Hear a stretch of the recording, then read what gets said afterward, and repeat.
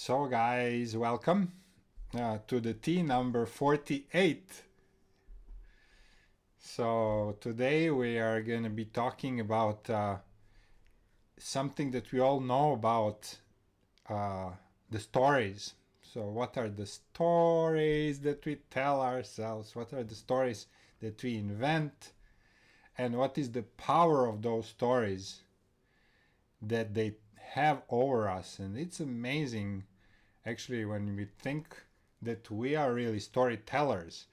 We are storytellers and story listeners, so to speak, because we have been told so many stories, and also we are telling the stories ourselves, and then they start mixing up, and actually soon enough we find ourselves into this mixture of stories that we create on top of the stories that we have heard. And it's amazing how they affect us. And I will have some really first-hand examples to give you guys from our life here last year and this year, where I have felt deeply how these stories affect our lives. Hey, Miriam and Anne, welcome. So the stories. I heard Sylvia and I thought, oh yeah, I have to join as well. Ah, you Even have. though I was wiped out, I heard Sylvia, and, oh yes, I want to be there. Wonderful. So good, guys, to have you all. And even on Friday that we had to switch. So yeah, we didn't expect that too many people will be able to make it. So it's amazing to see you.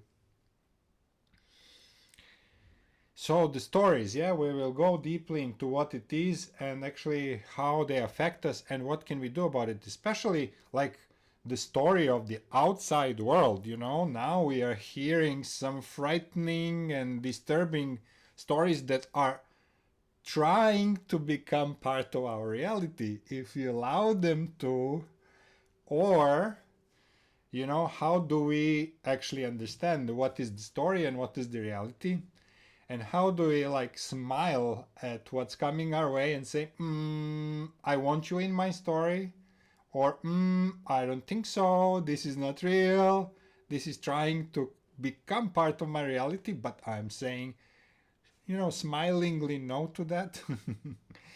So how can we kind of be cool and chill about it and not really take it so seriously?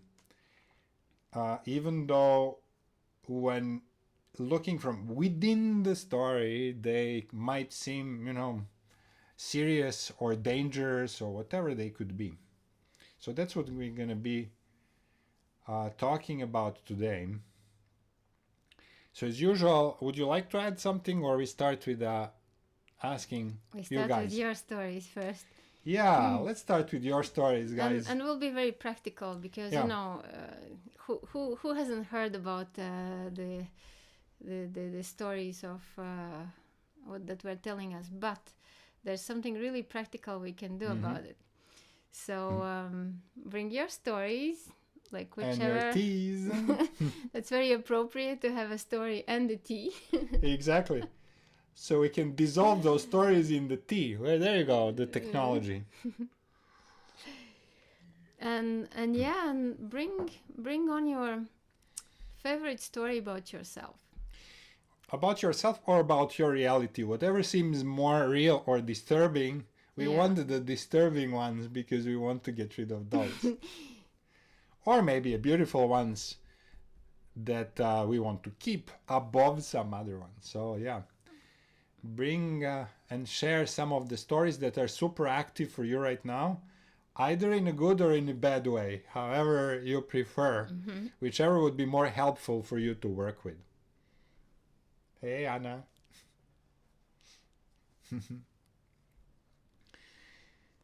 Yes, Jave. No. I'm just playing with my hands. Ah. You have a nice story to tell. Go on, Jay. What? Story? Actually, all right. Story. About 2 years ago, I got entirely tired of my story because I realized it was pretty much entirely ego run, parental overlay, cultural bullshit. God knows how many generations of depravity and more bullshit. And well, when I say bullshit, things that are really not practical and don't work for you, except in a really negative way, and make your life much more difficult. And of course, the obvious thing here is because it's all coming from the head. Old Cherokee is it Lakota Sioux saying the longest journey anyone will ever make is from their head to their heart. Absolutely. 2 years ago, I started on that one. And I thought, anyway, work in progress. But the realization of my entire story was about pushing, manipulating, trying to, it comes from, I think, pleasing our parents to begin with, because we have to for survival. So to learn these really cool tricks that if I'm not nice to these people, I'm going to be out on the street and I don't really know how to survive yet. Although some of my classmates did leave home, but that didn't seem to last long for that very reason, although I thought they were very brave. I felt like joining them actually, but I knew that they would find us and bring us back, which of course happened.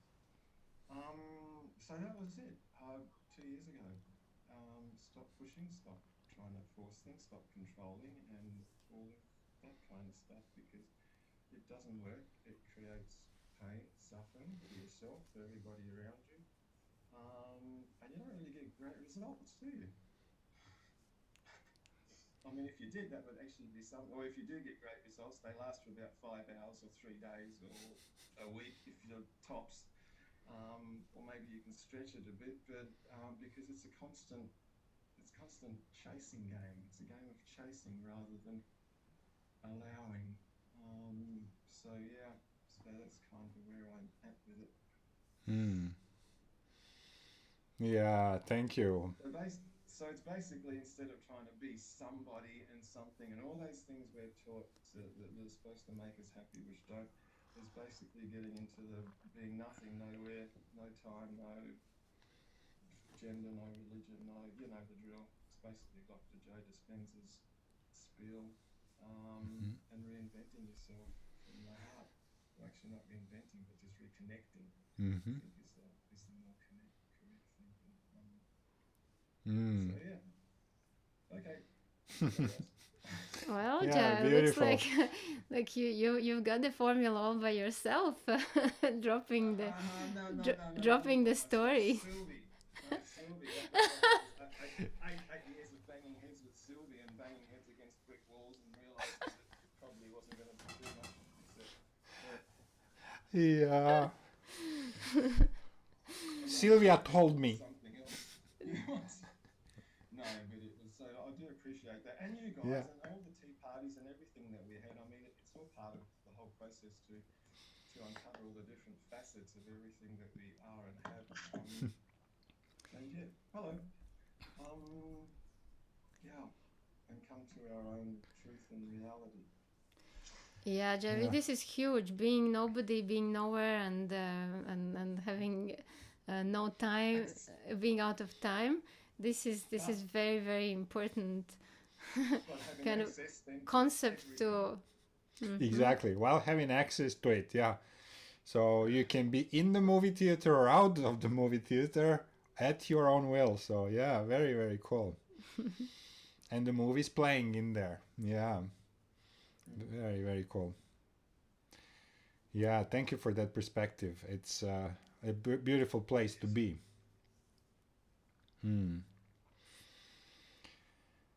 Yeah. How about other stories? Who else would like to share? What is the story that right now is the most active for you? Or that maybe even looks real. Yeah, or maybe Anna Kocheva, you can share, what we did in Switzerland, what stories, how how interestingly that can switch perspectives.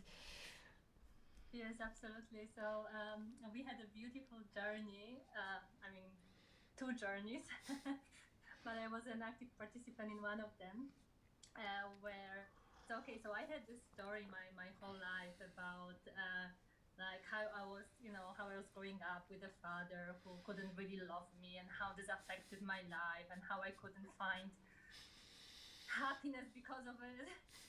Really, like so much stuck in the story, and at some level, I kind of knew that. Yeah, it was quite difficult. It was as if I wasn't really able to rise up above it, in a sense that there was like a part of me believing so much that the way I was raised influenced me kind of forever for this lifetime. And whatever I tried, I wasn't really able to rise up. And then Victoria and Evia came, and we had this amazing discussions about the storytelling. And then we had a journey into yeah, outer realms with some help. And actually, I did raise above my identity as a human being in this journey, meaning that I had this distant impression that I kind of chose to come into this incarnation. And then yeah, my galactic family was telling me, like, but you mustn't forget, it will be so real, so you mustn't forget that you are actually the storyteller. And but it's very easy to forget yourself in the story, because the story seems so real that basically you lose yourself in your own story, and then it's so easy to blame someone else's for the story that you yourself write.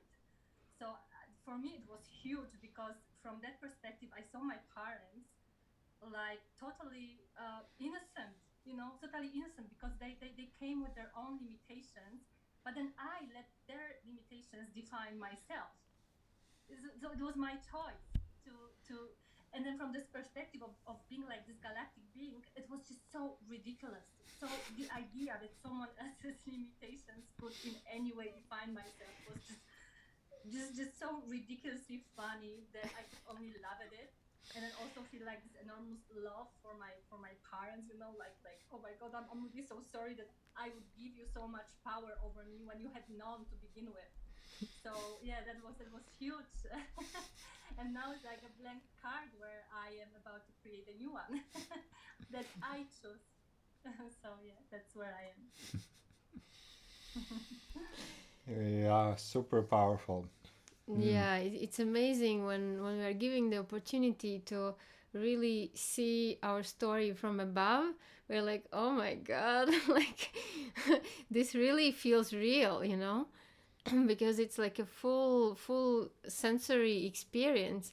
But what's dramatic is that we carry it on and we repeat it, reinforce it, repeat it, reinforce it, and build our rest of life on those concepts. So yeah, when we have a chance of having a very real experience of looking of things from the side, it's immensely helpful. Yeah, interesting. Yeah, and thank you for the sharing, and Yeah, thank you for the experience as well. Yes. Yeah. How about you guys? Yes, Sylvia.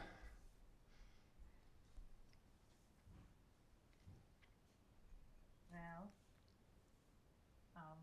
they're the other side of this story, right? So yeah, we've been created this story, this beautiful man and I, and we were totally immersed into it for a good 8 years, really like deeply survival. And you guys maybe got some glimpses at the seas at Vittorio's house sometimes, like, oh my god. And I really feel that COVID and the fact that we've been separated since like the 2 years, literally in a way, physically, that just really opened up such a space between us that this story is almost like it doesn't matter. And it's almost like the realization that the story doesn't matter, but there is something more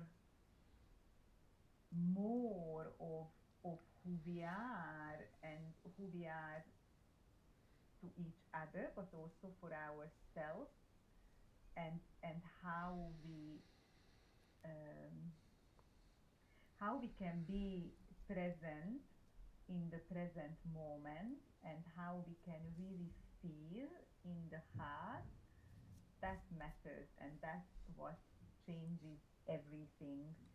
And so therefore, like, miracles can really happen in a moment, in a in a heartbeat, really. And it just really shows up. So it's almost like there's no story to tell anymore. And I'm really trying to think that, oh, what should I say, when we did this or that, or but it really doesn't matter anymore. So, and we are rewriting our stories as individuals, as couples, and of course that also rewrites the past. The past was, I mean, our past, but it goes all the way back to childhood past. Like, my sister brings up things, and it doesn't even affect me, or it doesn't. Yeah, the story doesn't matter. Thank you. Hmm. Yeah, but love does matter. That's the only thing there is. And that's just like, sounds like a cheesy pop song. But it does matter. Yeah. Thank you. Yeah, it could just sound cheesy only if you pay attention to the words. But if you're speaking from what you're really living, there's nothing cheesy about it at all. It's like experiential speaking. Exactly. Love matters. Love story, not really. Yeah. So and you're right. Thank you for bringing it up from that expanded perspective. Anna and Victoria witnessed my hysterical cosmic laughing when I understood how, like, really nothing matters. We're giving so much importance to things, but when you have a glimpse of what it is and you see it for what it is, this is this hilarious realization that whatever, it could be this, or it doesn't really matter what it is, as long as you live you live something, it doesn't really matter what exactly. Yeah, but we're giving so much importance to what exactly. Yet when when we have this realization that nothing matters, but at the same time everything does, then you can start choosing. Yeah, nothing matters itself, but everything matters because you have to pay attention to life, and then you can, and then you have a possibility to choose. But on a So deeper level, it actually doesn't matter. So it's literally which level do we zoom in, Temporarily we zoom on the practical level, but knowing that it's laughable anyway. So it's very, very cool. so any story can be lived with lightness and humor and good dose of detachment, Mm. for the least. Yeah, so it doesn't matter. Tai goes next. You have something to share about your stories. Can you guys hear me? Yes, we hear you. I was quite hesitant if I should share or not because I'm afraid I've just talked too much. But yeah, since this is something that I've been struggling recently, I decided, okay, why not? And and I felt, since it's been a while that I was feeling quite stuck in my life. So since kind of end of last year, I decided to, how can I say, embrace some challenges and try to change myself. And I've been realizing that I was telling so many stories to myself since I was very young. And at the same time, I know that, okay, I chose this, I'm living this for a purpose. Everything is going to wound us, but it's going to also gift us for some reason. Yeah, kind of lead us through life. And of course, some things we choose consciously, but some stuff we just go with the flow. And now, um, I think I haven't shared this before, but I have never been in a relationship before, and I'll be 35 soon. And I realized I never even noticed, like, okay, I never even wanted to have a relationship. I was like, okay, why would I need a relationship for? Like, it's not needed.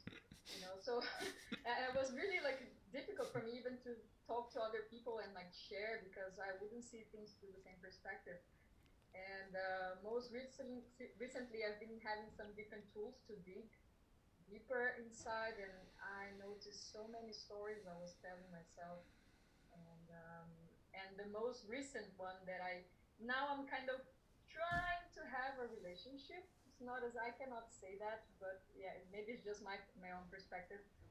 But I realized that all that comes from, of course, my relationship with my parents, and this feeling of not being wanted or noticed, and all the injustice things that happened to me that I didn't feel that was fair.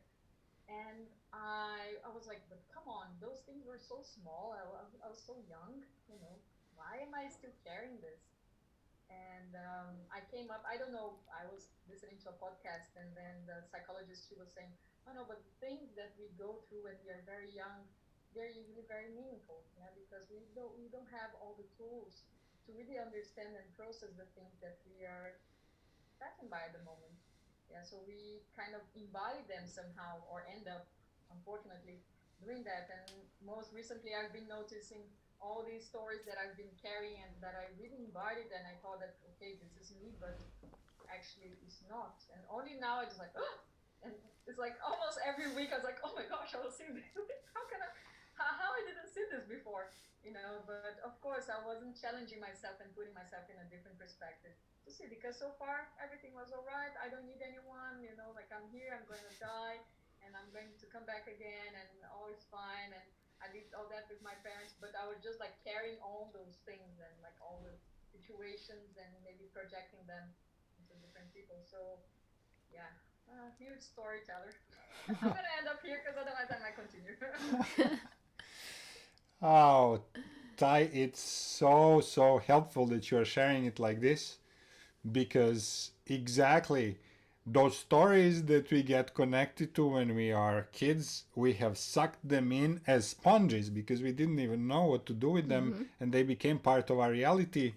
And I totally understand the perspective. So, why would I even need a relationship for? But one of the great functions of the relationship, as Sylvia has just shared, and also as we know here, Evia and I, is that it is a great BS mirror. So whatever you have soaked up as a kid and you chose not to look at, well, in relationship, it's gonna come up to the surface immediately. So you're gonna hate your partner for it before you actually get grateful to them that they have pointed it up. So it's an amazing That's mirror true. process. Mm? Yes, and it's also, and it's very interesting how it doesn't, how can I say, spill only on relationships. I noticed that even like professionally and other situations in my life, I was just so conditioned to these things that I lived when I was a child. I did a course more like recently, and I was just panicking. I was like, why am I reacting like this? And so many triggers came, like, out of the blue. These flashes from my childhood would come, and I was like, why am I thinking of this? And then all the associations would come, and I was like, okay. So it's been quite of a some roller coaster months, but it's been very beautiful to finally see some of the things. Of course, there are many other things to notice still. All my perfectionism, since I was like, oh, I was demanded to do this, and that, and I thought, okay, this is me. I should be like that. No, you shouldn't. But yeah, until we figure out these things and other paths that we can follow, I think, yeah, it takes a while. Yeah, sometimes. Yeah. And we know that you are a Virgo. And for Virgos, those stories are even more real and even more strong. So, oh my God, I so feel you. Yeah, and for that sake, I can tell. How do you know that you're in a story and you're reenacting a story? Because you have a position.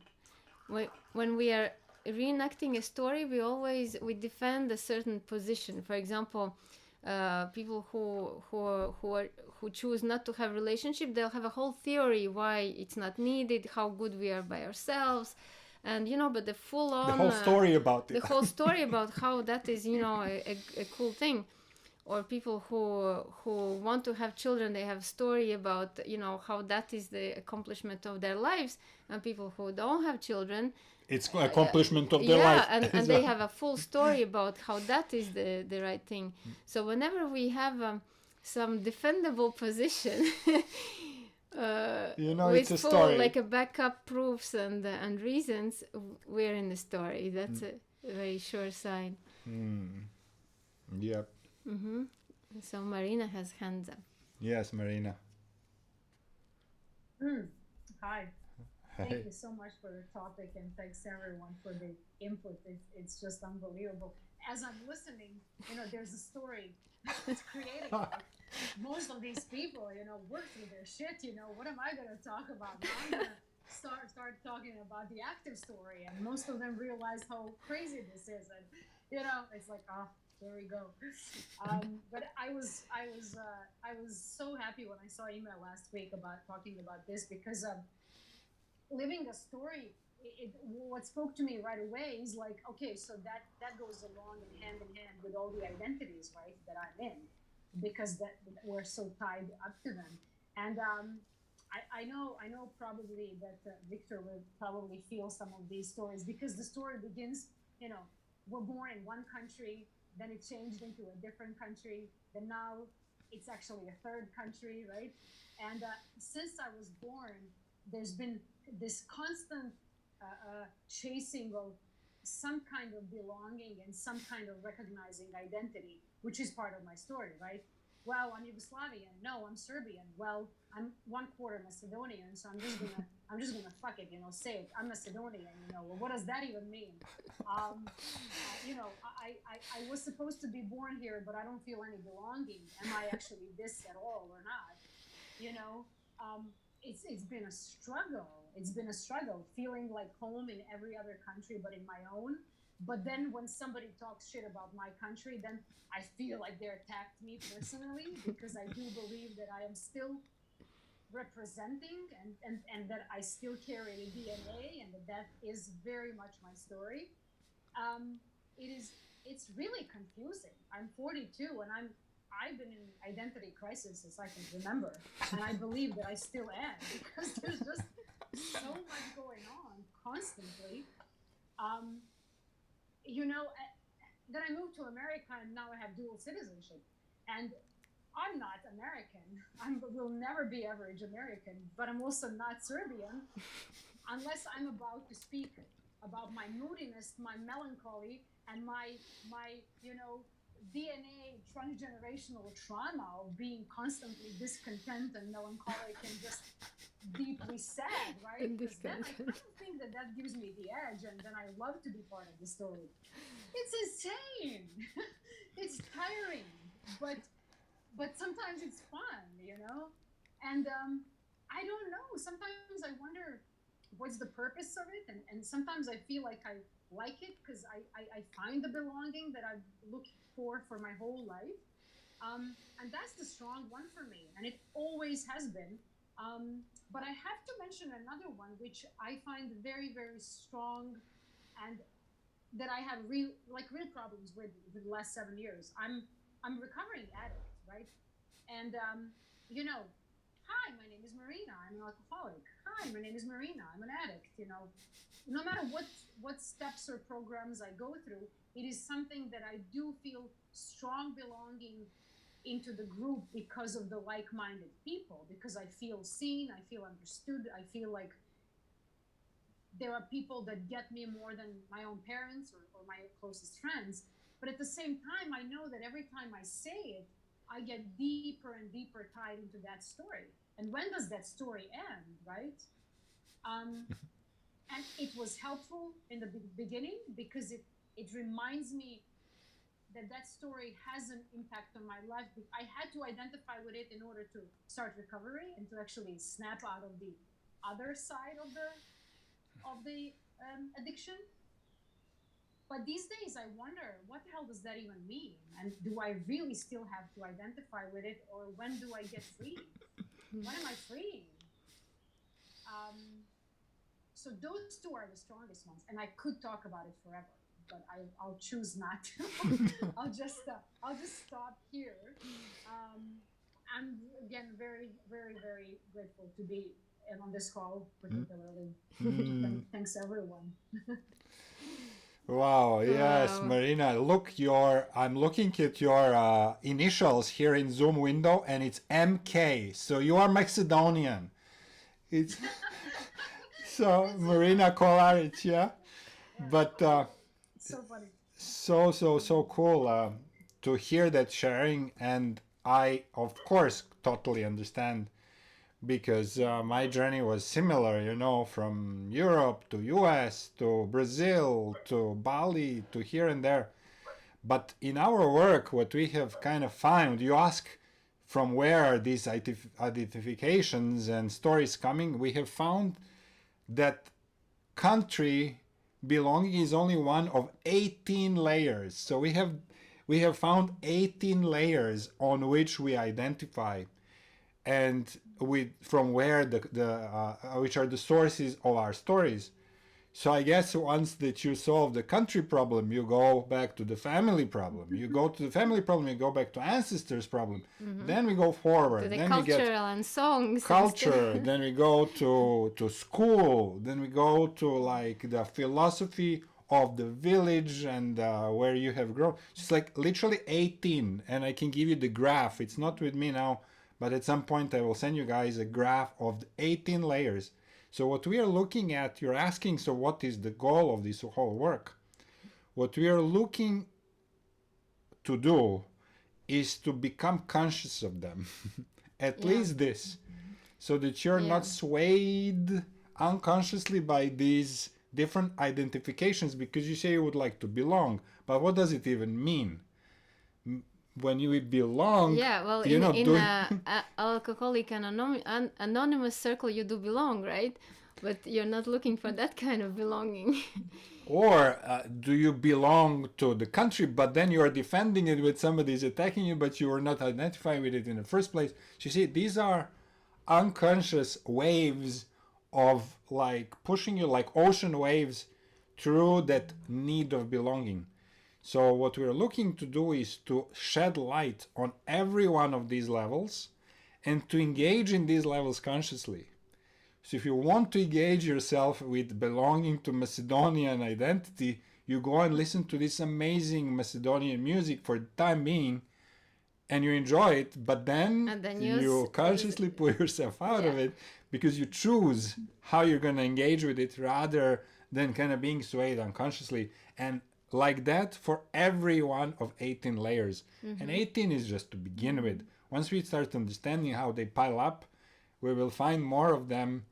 But the goal is to be centered outside of all of them. like Jive shared, you know, being nothing, nowhere, and out of time. So that means it gives you a possibility to be everything. You can be Macedonian for 5 minutes if you choose to. You can, and you can also be non-addict if you choose to. Yeah. Well, it's a freedom of choice comes from awareness and the possibility to drop in and out of stories will. and roles at will. And that is awareness and perspective on things, how they are what they are, you know, and they become ingredients in your life rather than the determinants. Like beautiful spices, you know, like a little spice of Macedonian, a little spice of Yugoslavian, a little spice of American. I so loved being back in US now after 8 years and just kind of seeing, oh my God, this place still exists and it's still the same and these people are still kind of friendly and beautiful and simple. You know, it's like all of a sudden those old judgments so don't matter anymore, that you can kind of just take the beautiful sides of it, and those that you judged before, you can just leave the judgment outside, you know. So cool to kind of even feel the mechanism of, you know, so I'm engaging with this wave of belonging, and then I'm now disengaging with this wave, and I'm doing it on purpose, and it's such freedom, you know, and beauty. Then you can really love the whole process. But you will see, we will talk about it, that way of being in story and outside of the story, and we will share actually how we can do it consciously. You will, I think it's going to be helpful. Thank you, a wonderful sharing, and of course I completely understand it. Miriam, this is your hand. Dark in the dark, yes. And then after that, Topaz. See a little bit of my face or not at all? We see know the it's blue you. light behind you. Yeah. Oh, beautiful. Yes, we see you. Yeah, well, what I wanted to say is that I also feel so privileged in, I think about 15 years now, that I've seen like thousands and thousands of people and hearing stories and being able with the family soul constellations to really let people see a different story, and that you see that energetically it also really shifts in the constellation. And for me, that has been a big learning as well, you know, to let go of old stories. And sometimes my brother, when you know, he was really attached to old stories with my parents, like, what are you talking about? You know, he would kind of pull me back. But yeah, that has been a wonderful experience over the years to see how it's just our perspective, and that's just a story. And if you go on the in constellations on this deeper level, and people are able to touch that space, then the whole story becomes completely different from the heart, from the soul. Yeah.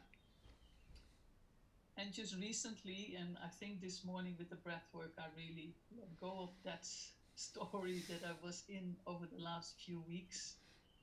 And I realized it was more a mental story. You know, I come from Holland, and the Dutch have been colonizing Indonesia and Bali over 350 years. So living in Bali now in this whole current situation, and over the last 10 years, I feel rich. And I think, oh yeah, so what do I do financially? You know, if someone asks me, people are getting more in trouble. And I also realize it's not really helpful if I give money. So I was completely kind of caught into that situation, and kind of feeling it's not for nothing that I'm here. Maybe I'm supposed to give back what my country, fellow country, Holland, Dutch people have done here. I can make up in my grave. But I realized it was more coming from the mind, and that I really feel it. And also, yeah, my consciousness is a different one. And so it didn't really come together with the idea, oh yeah, so I give money and I buy it off, let's say. And but yeah, it really helps to be, and that's what I do. I walk the rice fields, and I have little chats with people, and I smile, and and that's wonderful. And yeah, and realizing that is what I do here, and yeah, bringing my lightness and my smile and my love as far as I can. And yeah, so yeah, I guess I could let it go this morning with the breath work, to really, okay, don't get into that. You know? Just really follow my intuition, what feels right to do in a certain moment, and follow that, instead of out of a kind of historical guilt, what the Dutch have done. Yeah. So that was my story. Wonderful. Yeah, thank you. And really, Thank you're you. indeed at the prime position to see how stories are rewritten and that it works. Yeah. And, you know, we know it does, but you're witnessing it. That when a person realizes their story that has been buried inside, and then they, choose to shift it in a different way, then everything, the whole life unfolds from the new perspective. So it's really It's amazing. It's amazing. Yeah. And when we talk about these collective levels that you're mentioning, like, a country colonizing another country, this is really like collective consciousness that has been through history engaging itself if in inflicting so much pain and suffering, one to the other, that at a certain level of work, when we read Chris Beisch, who works with the deep levels of consciousness, we as a humanity now in this period will have to release layers and layers, giant layers of immense suffering that we have been causing to each other, not realizing that we are all one species. Like when we were acting from that space of being merchants and, like just robbing others of their resources. This has accumulated huge amounts of pain on the collective level of human psyche, and there are people who are engaging at these deep levels and releasing it for the humanity. And this is sometimes what we do in our collective work. And you also do it when you engage in family constellations that go to that such depth, because there is huge amount of pain that needs to be released back and replaced with the neutral, beautiful, divine, creative energy. So this is the work that is awaiting us in this period, and it might be looking very hard, and it might have, a very rough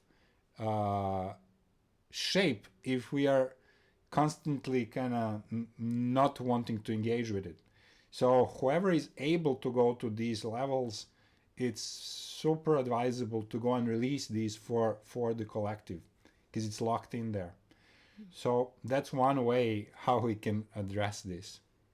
I would like to add about history. In the word story, the story is the main ingredient. And I was very bad at in history. Like I literally couldn't sit through the history lessons. I was so bad.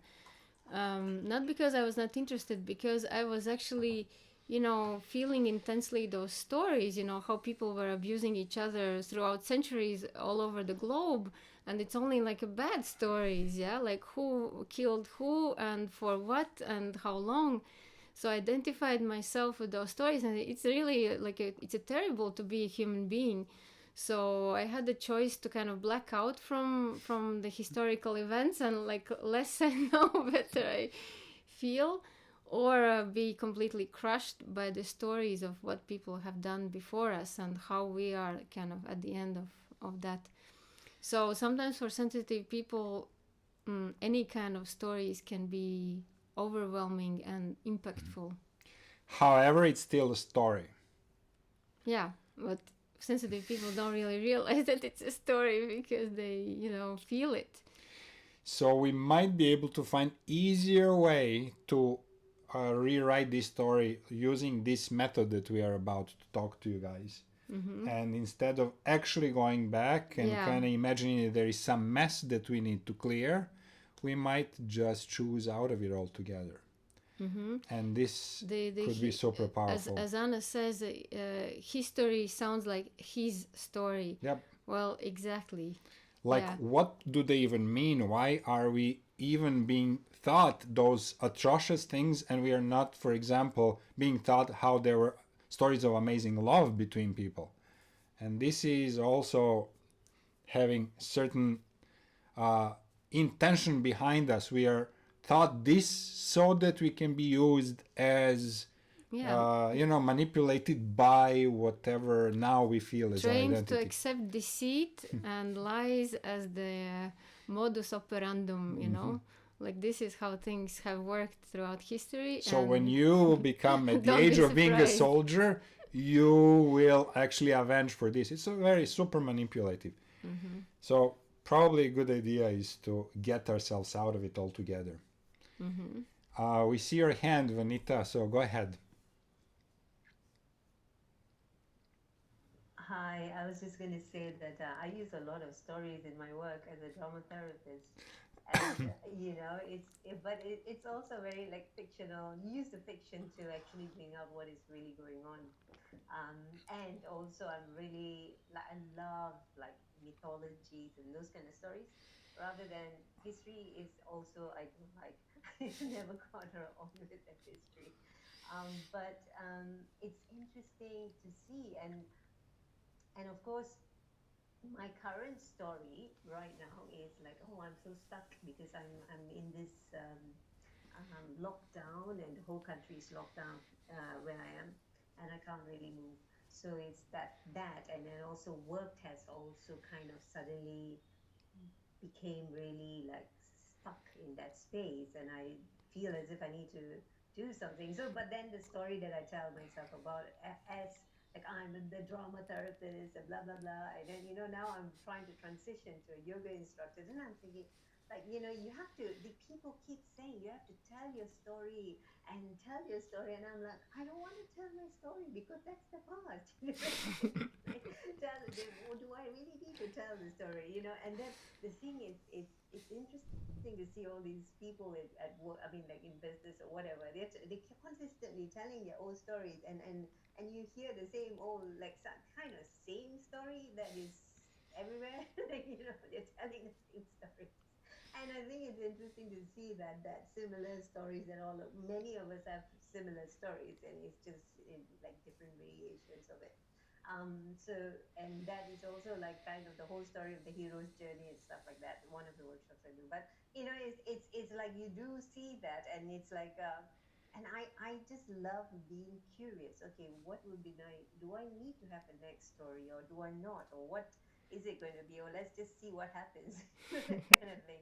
So I just wanted to share that right now. It's like interesting to see that in perspective, and thank you, because it also needed, I needed to see that today. Like, what's the story I'm saying? I'm stuck, and I'm like, I'm stuck at work, I'm stuck at this, and blah blah blah blah, and that kind of thing. So yeah, that's what. Thank you. Wow.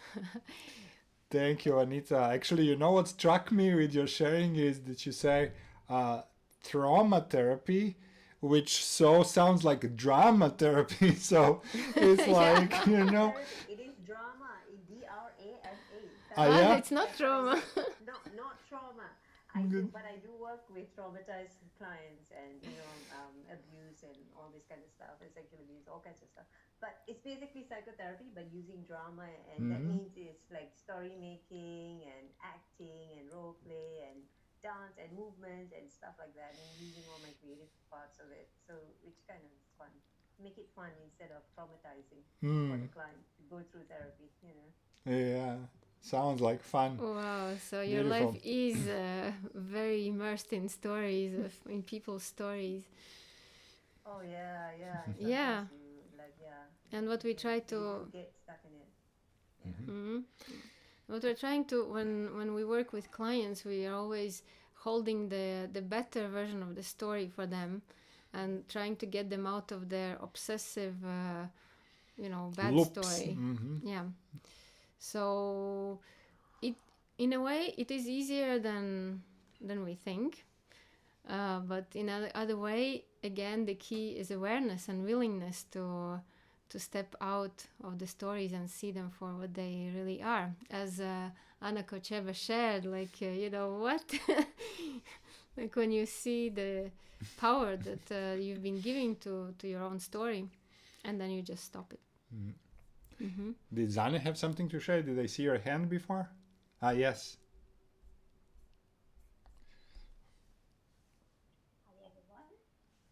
So, short story, and I think I have a whole library of the stories on my back I'm carrying all the time, and my it's so hard to choose a favorite. Yeah, one of my favorites is how I'm making uh, the stories to limit myself for everything. I think, and then as well, uh, I have plenty of stories from my childhood, and then I don't have any stories kind of after when I arrived in France, where actually the life started.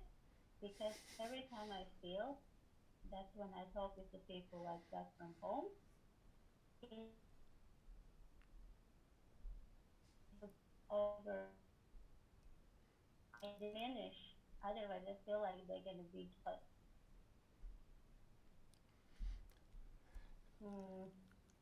about the stories that I know. That I'm so grateful that I'm in the environment where Victorian area is, so it's my constant triggers to get rid of the stories, and that's it. Yeah, Thank you. to live with us, it's very brave indeed. And it usually feels the gratitude comes the next day after the story has already been transmuted. But at the moment, it could be a little tough. So that's I love those.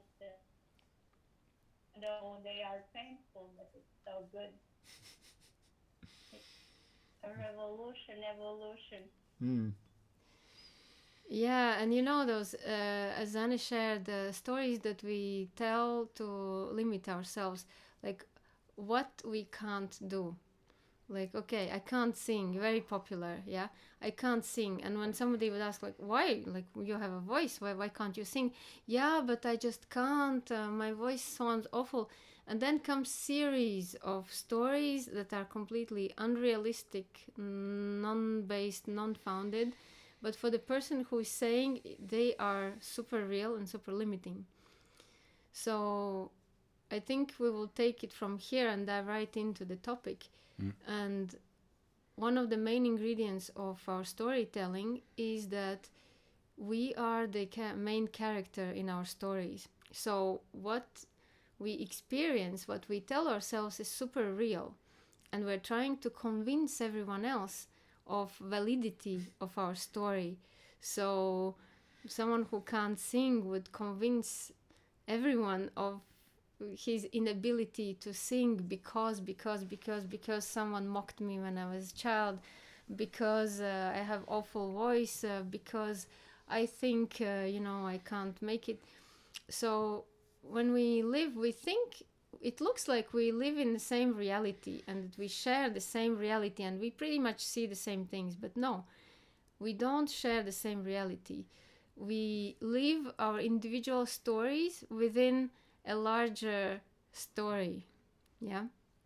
So, and we only see things from the perspective where we are the main character.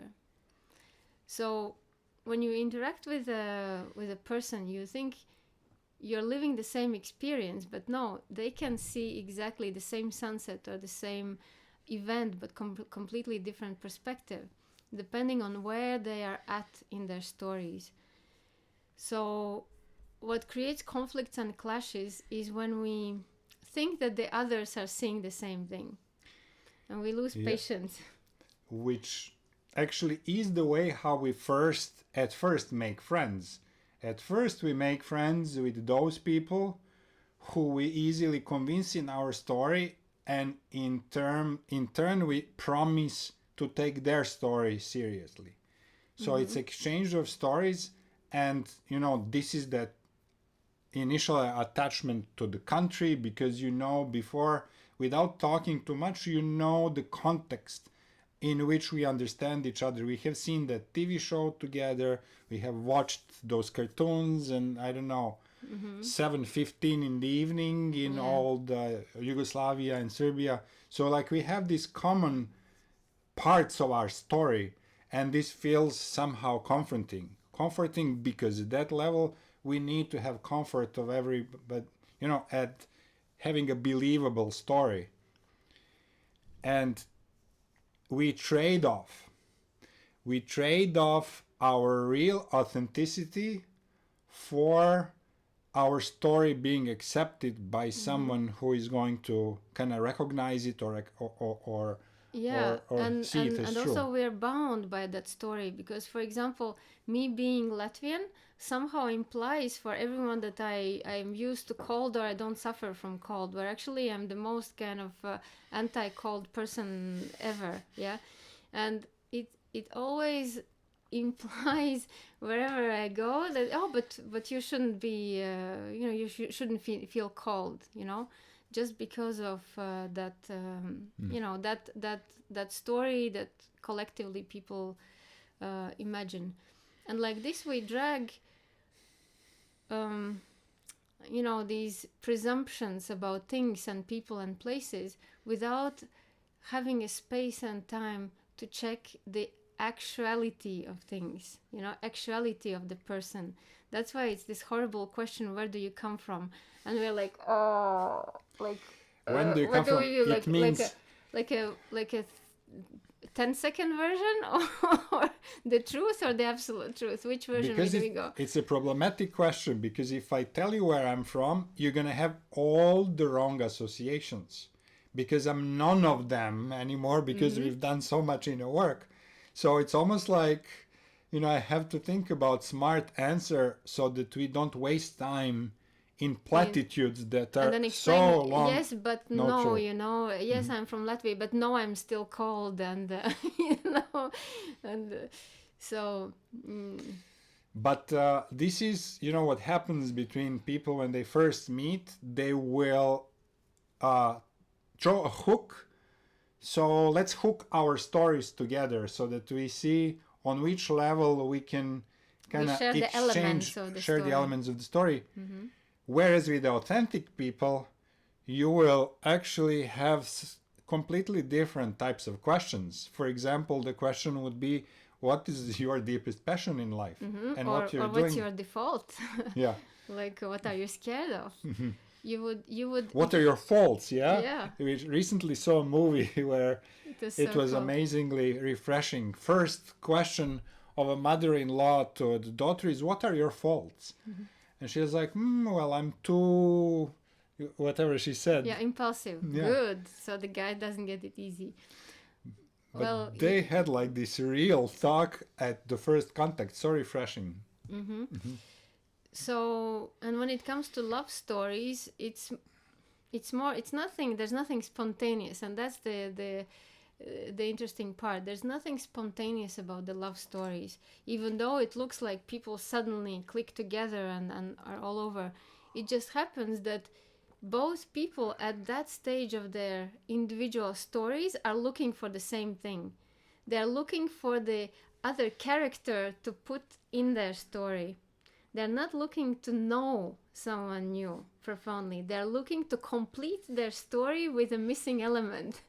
And it happens to be for both at the same time. So they're journeying individually, and then they happen to see, oh, this would fit in my story. And the other person said, oh, but this would so fit in my story. And they go together, and now their story is more complete. Their individual story is more complete. But what happens is that then the other elements might not be as compatible. So we're literally never the main character in anybody's story. We're the second role, yeah? In whatever context, we're always the second role, and we're filling some gap or playing some temporary role in whatever they are going through. So this understanding might be a little bit harsh, but also very liberating, because then nothing is very personal, because you fitted in somebody's story for a while, and then suddenly you don't fit there anymore, so they're kind of, kicking you out of there. And it's not about you, it's about them. It's not about that you are not compatible with the other person in their love story. It's just your role has expired in their story. Yeah. And this is, again, this would be looking from those individual perspectives of whose story it is. The couple might actually adopt their own story, and then they are journeying through the same journey as an entity of a couple, which If is they also possible, create their common, like conscious common story. which we call a personal legend. So just a step back. So for example, if as I said, you fit in their story, they fit in your story, and then you journey together, and suddenly their scenario changes and you don't fit there anymore, but for you, they still fit. So what to do? It's incompatibility of the story, Stages of the story. that is And going here on. I'm going to show you what the stages of the story are. They're commonly known as hero journey. It's one version of it, based on Joseph Campbell's research. So this is what the common story is, and it's completely accepted by Hollywood, and all of the Hollywood movies since 80s on are based on this story. This journey has been derived from Joseph Campbell kind of hanging out with Carl Jung and figuring out that all those millions of clients and perspectives that he has seen, they all have one thing in common, and one thing in common is this journey, that there is some impulse. A couple of you guys mentioned I'm stuck. Yeah, so I'm stuck is where it begins, where the journey begins. I'm stuck, I can't deal with this anymore, I have to do something. So you take your backpack and a walking stick and set up on a journey, like it's a life-changing event that throws you on a journey or a personal choice. So if you look at the hero's journey, you see the top part. This top part of the graph is the regular world. The bottom side of the graph is unknown or mystical world, and this is what happens mostly within the person's deep psyche. Yeah? So first of all, they're walking normally, then they have, I have another version of this. Yeah. Then they have certain call to adventure, then they refuse to the call, then they meet the mentor that looks like Merlin, and then they start finding allies, enemies, roads and trials and all that, and then they meet the abyss. So that abyss is the huge ordeal where we are close to this dark night of the soul. Yeah, and in that dark night of the soul, finally we are able to, we question everything seems impossible, and there are huge, there's readiness to die, readiness to get outside of this incarnation. And after those ordeals in Dark Night of the Soul, you see here they're represented as abyss and fire, then there is personal transformation, and there's road going back, and redemption, and then going back to where we began. And it's really interesting. This whole journey is a journey from the place where we are within the story. We feel that we are part of this story. And also what's interesting is what Zane has said, evolution versus revolution. Revolution presumes that there is a circle and we go in circles. Evolution is more like this graph. We evolve and we go deeper, so our higher and our next beginning is higher from where we started. Yeah. Mm-hmm. When you make your personal revolution, you throw off your current state, and basically you just change it for another one of the same kind. Like you change one story for another. Let's say the revolution in a relationship, in a marriage, would be I throw out my unloved husband or partner, and I get a new one. But it's just another of the same story, which will bring you exactly through the same loop.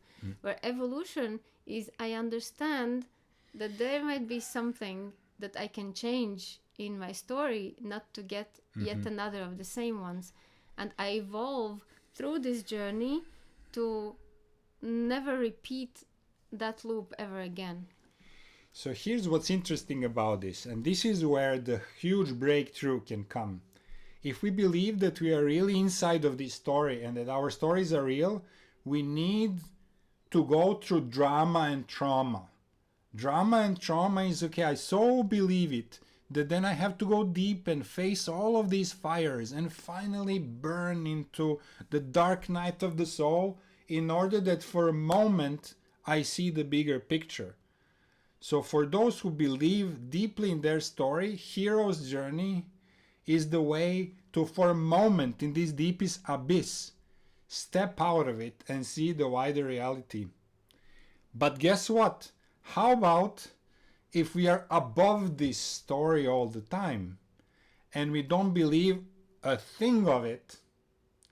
Do we need to go to the abyss of dark night of the soul to go to the wider levels of the universe? No, we don't need the drama and trauma. We can just choose to write our story and tell our story however we want.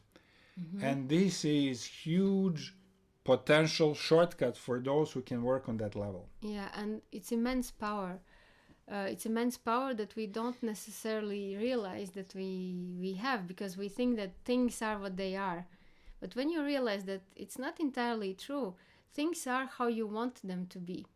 So that's another very important concept to contemplate. Yeah. Things are exactly how you want them to be. We maintain undesirable things in our lives, and also we are the ones to make decisions to change something. So it might sound like it's easy to say, or we've heard this before, but there is one key element. If you really want to become the storyteller instead of the main character of your perpetual story, you have to realize that first thing to be rewritten is the past. You guys mentioned, Ty, and we know, and Anna, we know how much past has a power of us because we're locked in our parents' stories about ourselves. Of course, their expectations. Yeah, and their they everything. have made this circle for us. Those stories have created this prison of this circle. So to get out of their prison, we have to rewrite first the foundation of the prison, and foundation is what happened in childhood. Yeah, for example, when you take even the worst possible childhood of being unloved, unwelcomed, bullied or put down by the parents, that is just the story how you see it, because there's no one would tell that about you except yourself. No one, like your parents, wouldn't say like, yes, I on purpose I abused you, I super didn't love you, I did everything I could to put you down. Nobody will tell that kind of story. You are the one telling that story. You are the one seeing it that way because that's how you felt. Whereas the parents went on this same prison journey themselves, their own prison or their own, yeah? So they've done the best that they could in that context. And also understand that you are also a minor character in your parents' individual story, that you're not the main character. You're a side effect of what they needed to exactly to you experience. you were one of these little fires here on the side. You were this one. You were the triggers. Yeah. For sure, Anna, you were trigger for your parents to kind of shake them up. Whether they shook or not, it's another question. But you were the trigger to ignite them for many things. So, we have to accept that we are actors in other people's stories, including our parents. But what stays with us from that past is entirely in our hands. How do we rewrite it? Exactly like in constellations. Paulo Coelho had a beautiful book, Zahir, and at some point of that story, so he was kind of retrospecting his life and his marriage because his wife kind of disappeared, ran away, and went somewhere else. And on that quest of looking at his life and what he has done wrong, he realized that he is entirely prisoner of his own past, of his own story of the past. So he found a way to really gather his story and sit down on the bench in a park, grab some stranger and tell this story once and for all. So one last time to tell it to the complete stranger in order to get it out and release it forever and to be free of his personal story. But, well, if we can't find a compatible pair of ears to tell our story once and for all, it's a serious exercise to rewrite our story. Because if someone would ask you, TED Talks are based on that, so what's your story? And the story will always match this difficult childhood, then determination to change something, the breakthrough, and now I am this because I was that. Yeah. Again, this. Yeah. And it works because this is how we're made. We're wired literally this way. We're wired to live through this story because this is how our psyche is built. We can't really choose out of it. But we can rewrite the story because everything there is to be told can be told in at least 2 different ways. So, for example, I don't know, if I felt lonely in my childhood because I was the only child and there are not really kids my age hanging around for summers, so I felt lonely. It's not a fact. I was not alone, there were super many people around me. But what I felt was the loneliness, and it became into kind of abandonment and, like rejection, and we can develop it for, and it stays as a feeling for life. And if I'm abandoned, then must be something wrong with me. And it becomes an ever-growing feeling. But if I take the same fact of growing up and being alone, instead of qualifying it of being alone, I say I had a lot of time. I didn't have like 4 brothers and sisters fighting for attention. I was not living in a countryside where I would have to work day in and day out or help, in the fields or something. I was actually given, like a princess, a beautiful space to evolve and to kind of feel myself and read tons of books, which is the foundation of who I am right now. So I can choose that loneliness to be foundation of who I am right now, or I can choose that spaciousness, the actual kind of beautiful, peaceful, and super, super loving field that was given to me, without distractions and maybe other kids that would bully me and break me in so many ways. So the absence of other kids was, I can choose to write it as a blessing. Or as a curse. It's literally, it's in your hands. Yeah, like no one to interact with or no one to break me down. Yeah, this is how I want to see. And then when I now visited all my childhood things, I even slept in all my childhood beds like 2 weeks ago in Latvia. And I understood, it was a blessing. That childhood was a complete bliss of absolute safety and care and love and super protected and cared for. So I couldn't have expected more. So where did I get the loneliness part out of it? So taking those moments that somehow stay forever with us, and looking for what they were actually, and rewriting the story that I was a loved and empowered child that had lots of time to read books and nobody would prevent me from exploring myself. And that becomes a super empowering story, to carry behind, because we can't really drop it all together. We can minimize its effect. But if we have like a beautiful books in our back, about how really life was from the other perspective, without identifying with it, it's still empowering your capacities until we can totally become no one, nowhere, out of time and space. Well, so rewriting the past.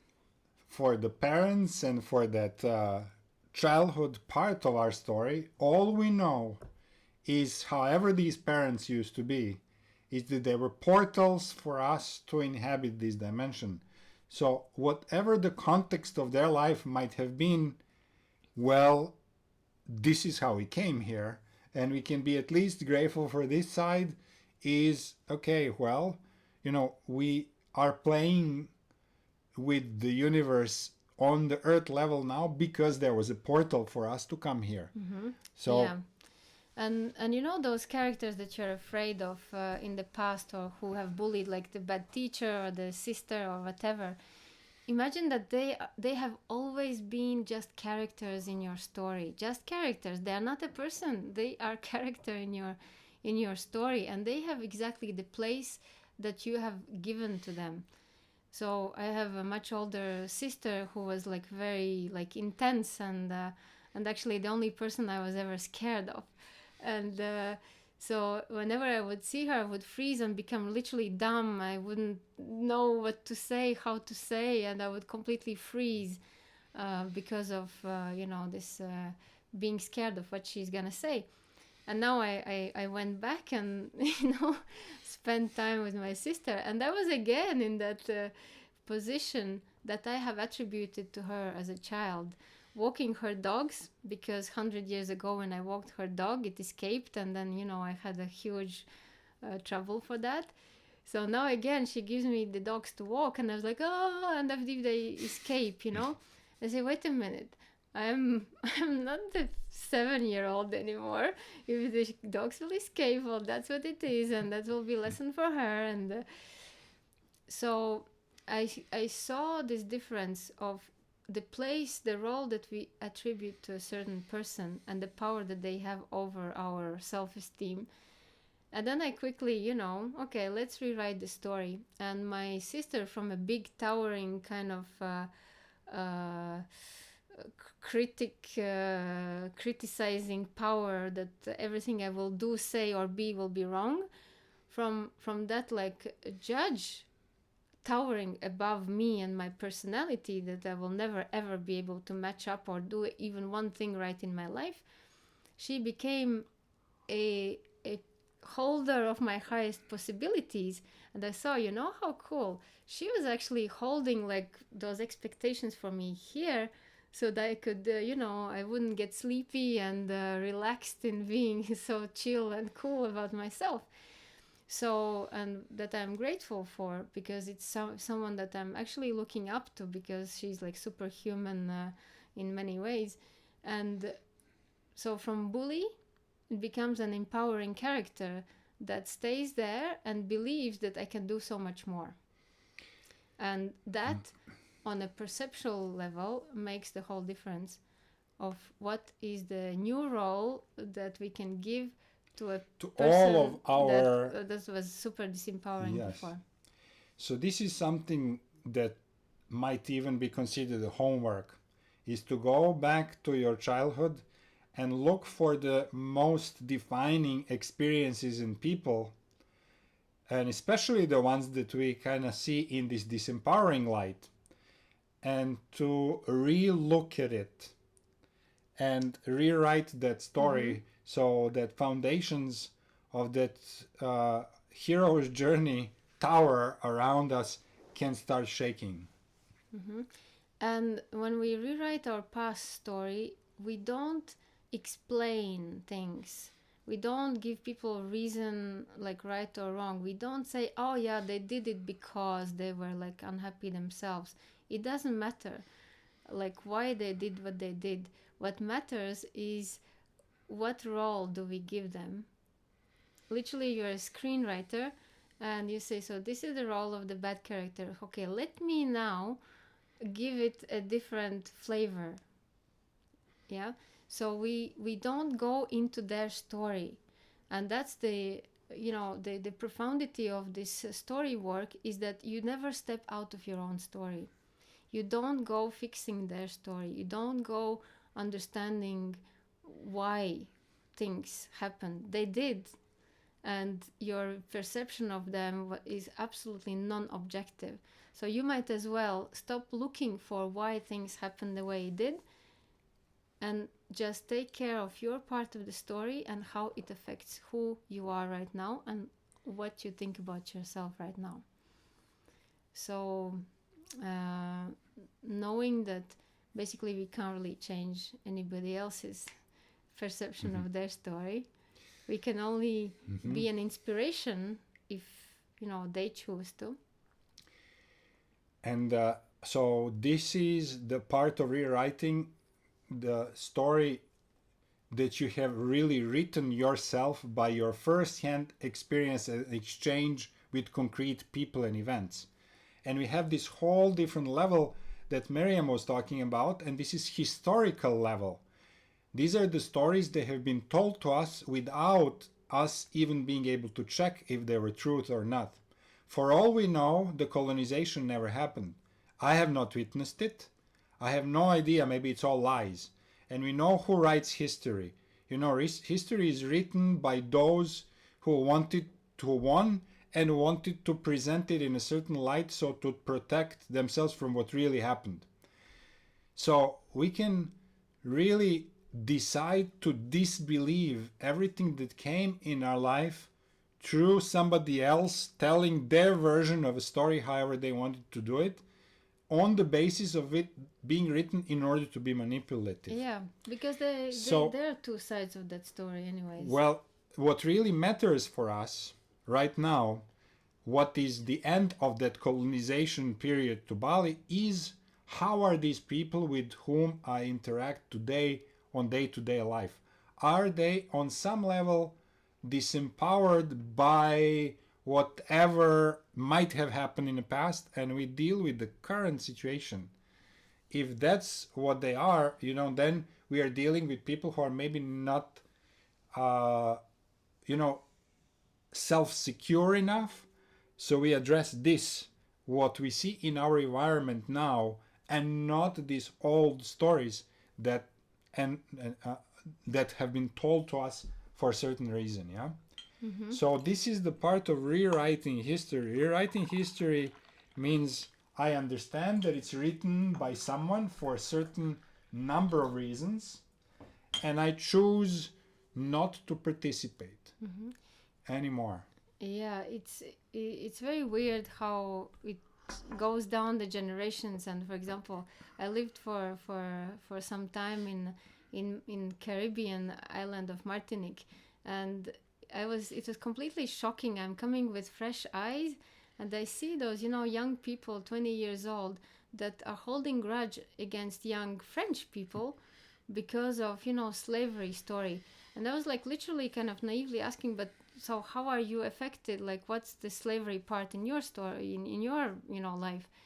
And they had this overall grudge and belonging to that identity on stories that even nowadays a 20-year-old serving coffee in a restaurant for a French person would feel exploited, or, you know, or somehow, you know, that slave mentality. But actually what it does, it prevents everyone from evolving and seeing things for what they are. Because as we say, there are two sides of the story.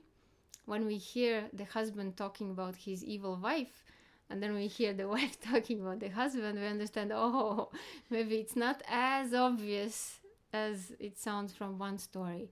So colons, whether they took away something from the country or they brought something to it, or both, it's not up to us to judge. So these kind of stories where we're not personally affected, which come from the culture, we can just simply, you know, wipe out of our personal history because we were not there and we don't really know. We have to accept that things are happening before us that we have no control over. Yeah. When it comes to that slavery stories, what struck me now when I was in Zanzibar this year is that story of, so it's African and Africans, that Africans had their own African slaves. And like there was this enslaved woman who was being sold at the market. And somehow through the legal proceedings, she was able to get a certain amount of money to buy herself out from the slavery. So then somebody asked her, and this is in the slavery museum that I'm reading this story. So they asked her, so now you're a free woman. What are you going to do first? and she says, I'm gonna buy myself a slave. So it's like the whole story is like, that this has been done by this group of people to that group of people. Everybody was living in that way in that period of time, since, I guess, the Romans and Greeks on till the 19th century. Then it was abolished. It was not done anymore. But no one race is guilty of it and others are not, because they all have considered it to be the industrial thing. And this was the part of the industry. And of course, it was awful. We are over it. And we don't waste And we keep it our that way. time with this anymore. Let's just get out of this story altogether. And so it goes for pretty much every one of these tricky issues that are kept because of some political gains today. So that there could be Black Lives Matters, or there could be, like agitation in the current. Exactly. But When there's a call for position, that Yeah. you have to take a position for the Black Lives. Again, anything. If there's a position, there someone is trying to impose a story that you have to agree with, believe in, or perpetuate. Because nothing in this life would happen if we wouldn't buy into those stories. Because at the bottom of it all, it's one humanity. If somebody is kind of pushing the story of, yellow life matters or whatever, they're trying to make some sort of division. So, we need to be able to see if the story is about to come out of what's being done, we know it's a BS and we don't buy it. So whatever stories come our way, it's, we just go back to our neutral column plugged into the whole universe and look at the story from above and say, aha, I see what is being trying to be done. No, I'm not gonna participate. Yeah, like, for example, my dad would say traveling is impossible, for a year. And he has proofs for that kind of story. I said traveling is even better than ever, and I have proofs for my position. So we have to always be careful. When we have an opinion, we have to catch, are we creating a story of possibility or impossibility for our lives? If we decide that it's impossible to travel, what happens is that we start gathering proofs for that story to back it up. And we'll only talk to people who have been denied boarding, who have been, stuck for 6 months in a horrible country. We will only kind of selectively, exactly, cognitive bias will bring us proofs to the story that we have chosen to believe. If we believe that, traveling is possible, we start interacting with channels and, posts that show, well, maybe it's difficult, there are some things to know, but it's better than ever because there are way less people. And it's all a matter of what direction we choose to give to our story. Or even better, when we pull out of all stories all together and understanding nothing matters but everything matters, and from that space of I can be anything I want to be or nothing at the same time, we start DJing. We start mixing our stories from, I'm a little bit Macedonian, I'm a little bit fantasist, I'm a little bit of a dreamer, I'm a little bit of realist, and I'm a little bit afraid. You make your own soup of ingredients, And we don't have to be any of that. And for example, my biggest thing that I overcame a couple of weeks ago in Greece is my own story of, feeling extremely unpleasant in a cold water, where it was a story in itself, although it felt like it's backed up by the body and real sensations. But it's a matter of a decision. You can be a little bit you can carry, it's okay, you can be afraid of like feeling unpleasant for cold water for 30 years of your life, and then suddenly you say, let's try another story, that I'm actually embracing whatever the temperature even means. So here we are coming to another key that we wanted you guys to pay attention to. Another key of our own stories.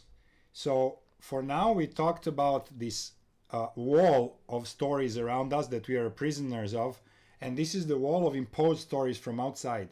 But how about that one of the biggest walls that we put around ourselves is the wall of our own preferences?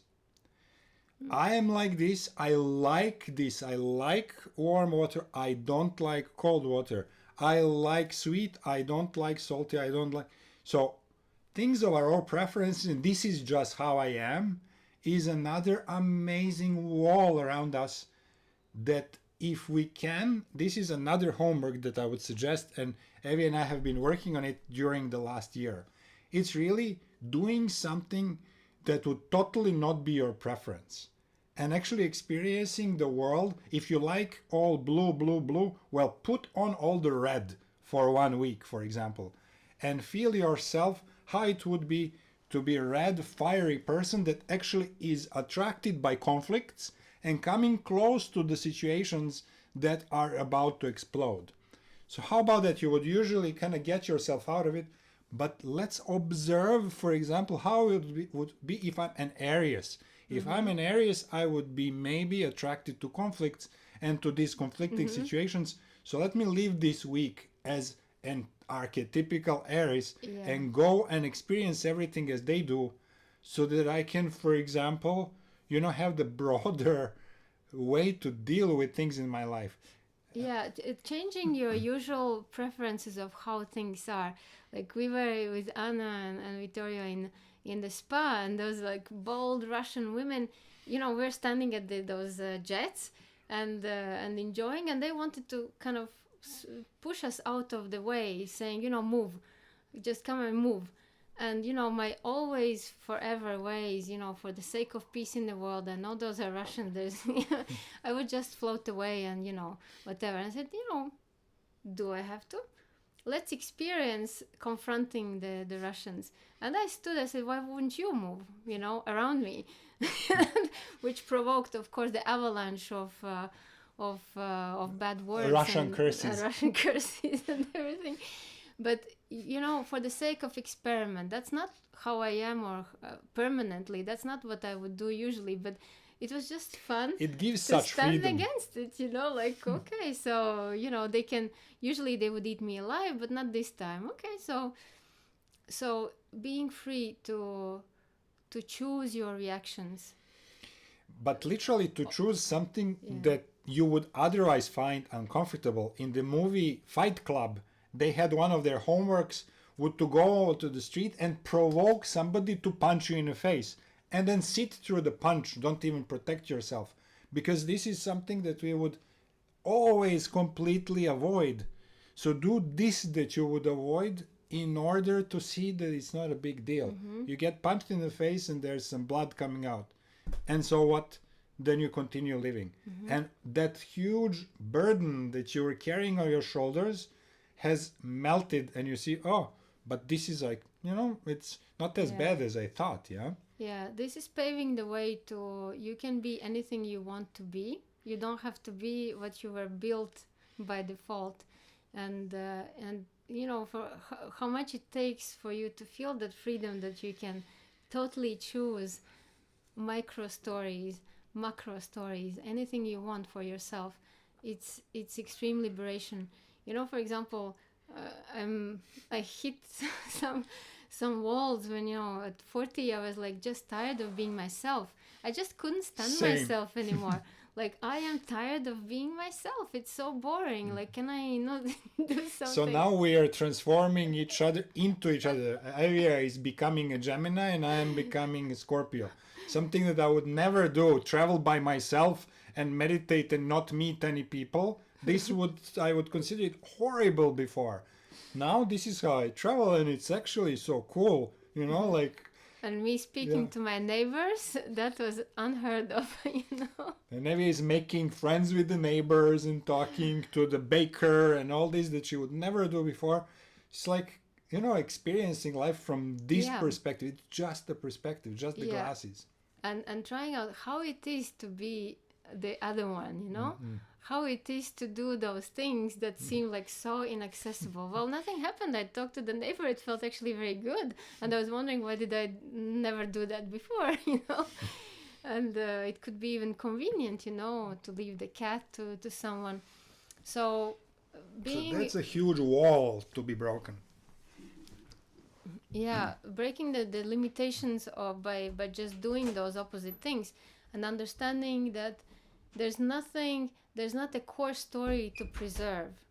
Yeah, if you become free, if you become a storyteller of your life, you can write the story where you're the hero, where you're the victim, where you're the loser, the winner, however you want it to be, where you are attacking someone, being attacked, whatever. And that is such a freedom. And actually all the let's say therapies and what we're doing to heal our past can really fall off just by this one rewriting the past exercise. And as much as you know, Miriam could yeah confirm that it works. Yeah, rewriting a little bit of somebody's story works. Imagine if you do the same thing, like big constellation of rewriting your past, the whole thing, and making it into the most amazing, empowering story ever. You know, you have all seen La Vie est Belle, so the movie that happens in the war, and that moment where you know the little boy is in a like in the most dreadful place in absolute active war and people dying, and the way his father was presenting the situation actually matched with the end where he won. Yeah. You said it in French. It's the movie A Life is Beautiful. Oh, I didn't know that it has any other name. So Yeah. Mm-hmm. yeah, and this, you know, the boy had the most empowering experience of his life in the most dreadful In situation concentration that camp, could ever happen. Mm-hmm. And this is the power that we had. His father did it for him, but even if we do it for ourselves in the retroactive, it still works because it has never been anything else but the story that we have told ourselves. Yeah.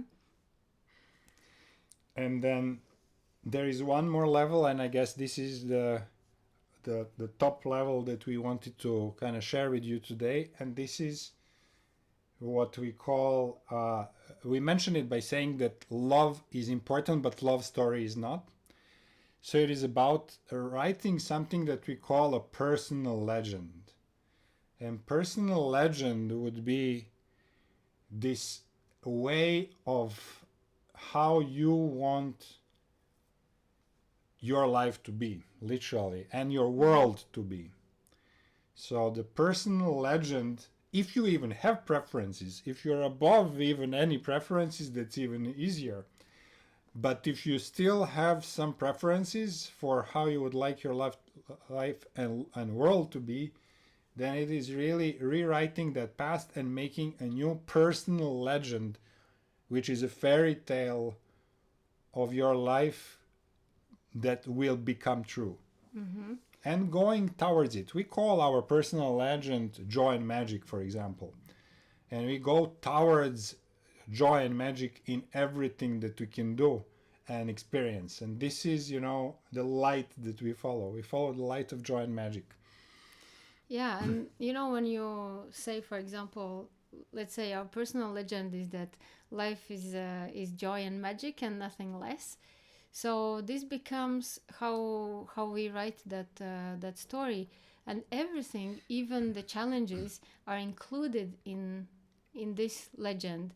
So we build our lives with all the ingredients that come our way, but they don't have the feeling of a drama because it's, you know, it's magical. Like what's happening to us is completely outstanding. And for example, if we choose to say in our story that signs are everywhere, but then they are. Yeah.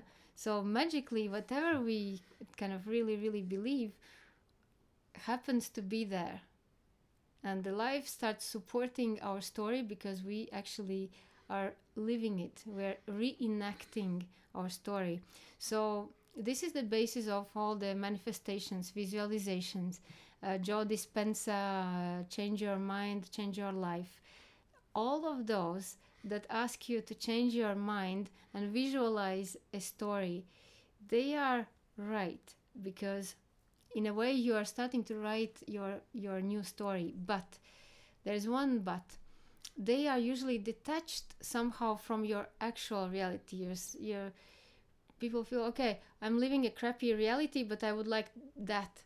So the new story of visualization is happening somewhere in a bubble outside of this reality, and you're trying to project yourself into that.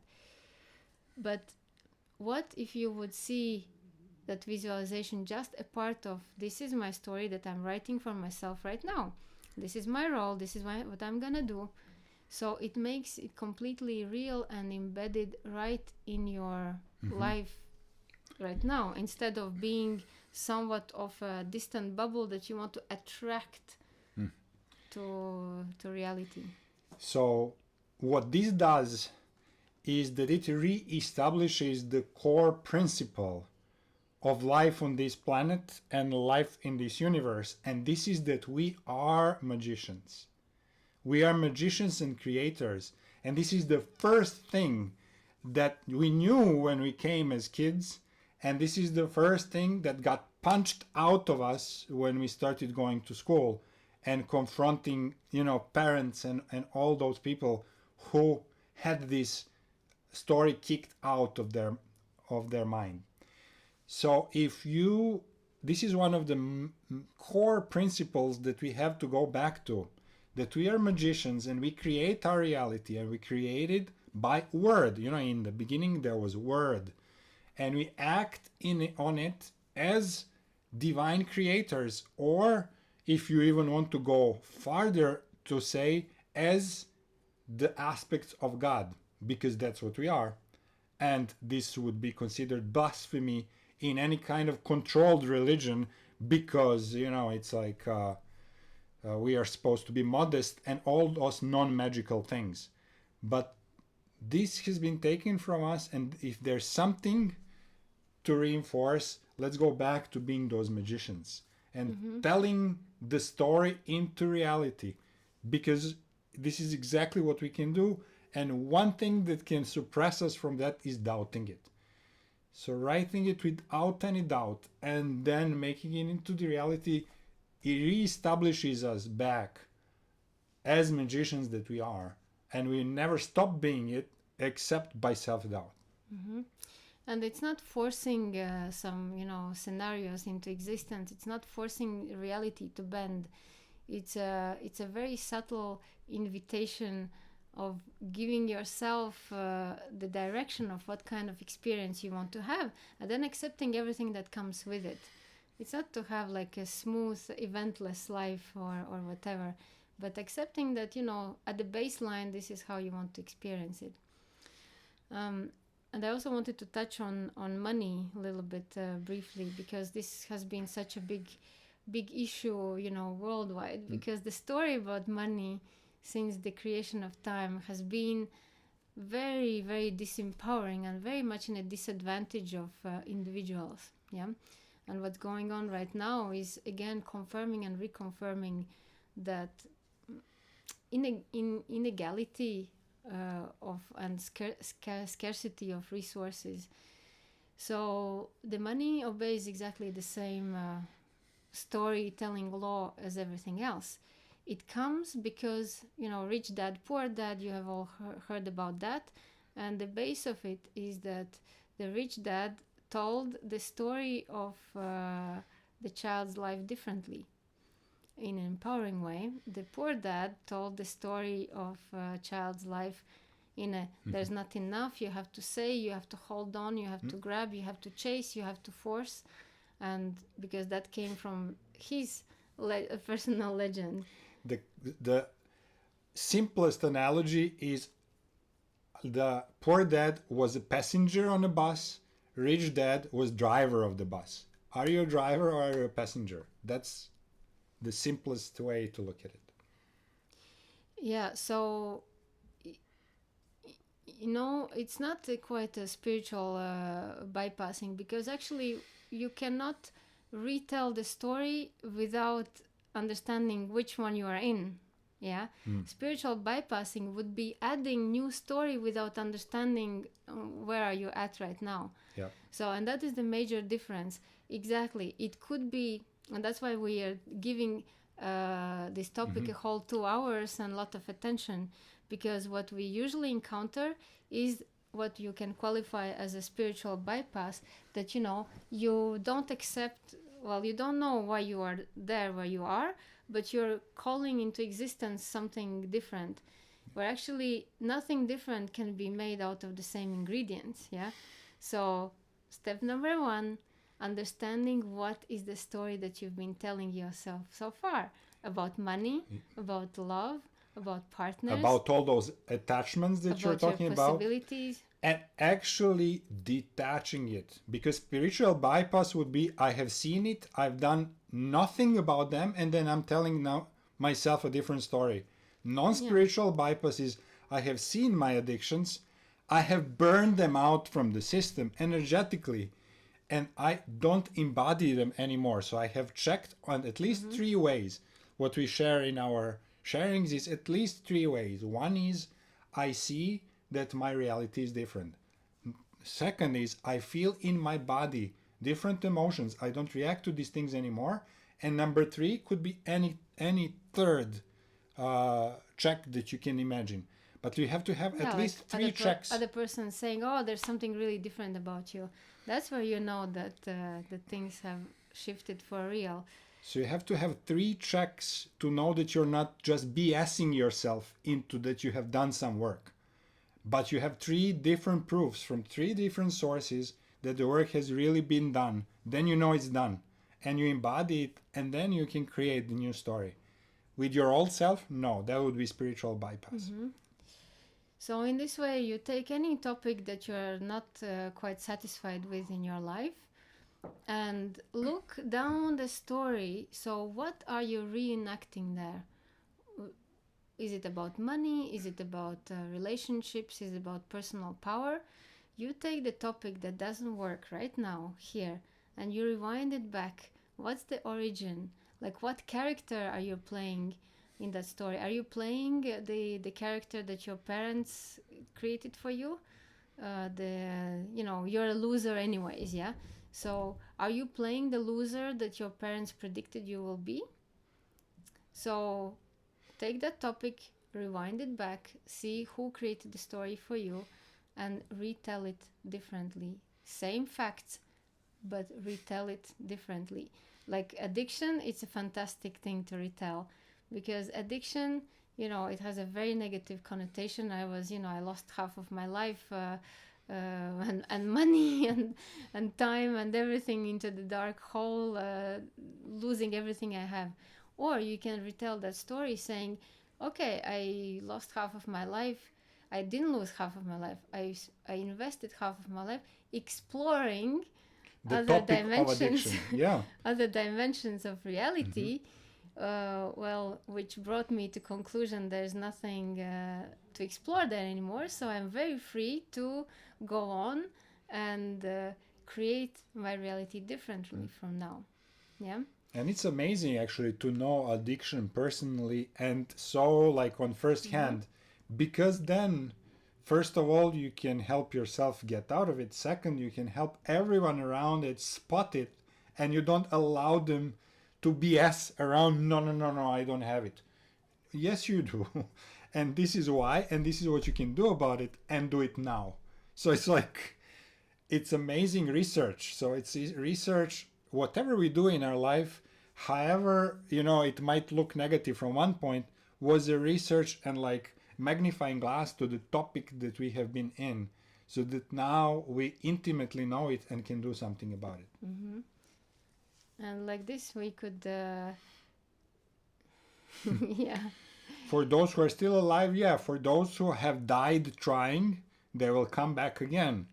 and have Yeah. another Again, the key is part. awareness. When you are aware of the journey, and you can take your past as an experience and an experiment, that means you have looped a little one step higher. And you know, we could dedicate a whole another session of taking the worst possible stories and rewriting them in an empowering way, and you would feel the difference and the energy of how it sounds when you retell the same story but with from a different perspective. So that's our individual responsibility to craft to become a storyteller instead of only the main character in our story. And understanding this immense freedom that happens when you realize that nothing is directly pointed at you, because you are just a second role in somebody else's story when it comes to he did this to me, he did that to me. No.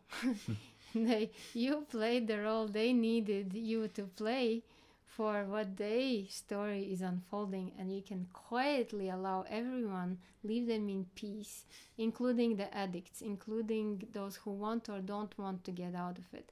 You can leave them because they are living their story, and they'll be ready when they'll be ready, and not when you need them to be ready.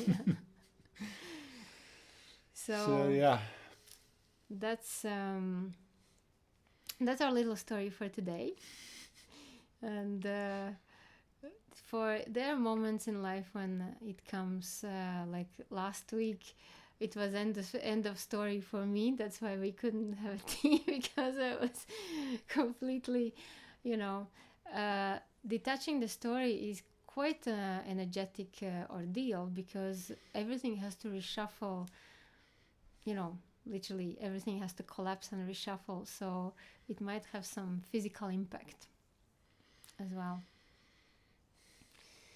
So carry on, create new stories, don't be afraid of having them, but always know that there's a way out of them, and you're the boss, and you're the one who chooses how things are, as far as your life is concerned. As creator and magician, exactly. So there you go, guys. That's what we had for today. And beautiful to have you, and thank you for coming and sharing your beautiful stories with us.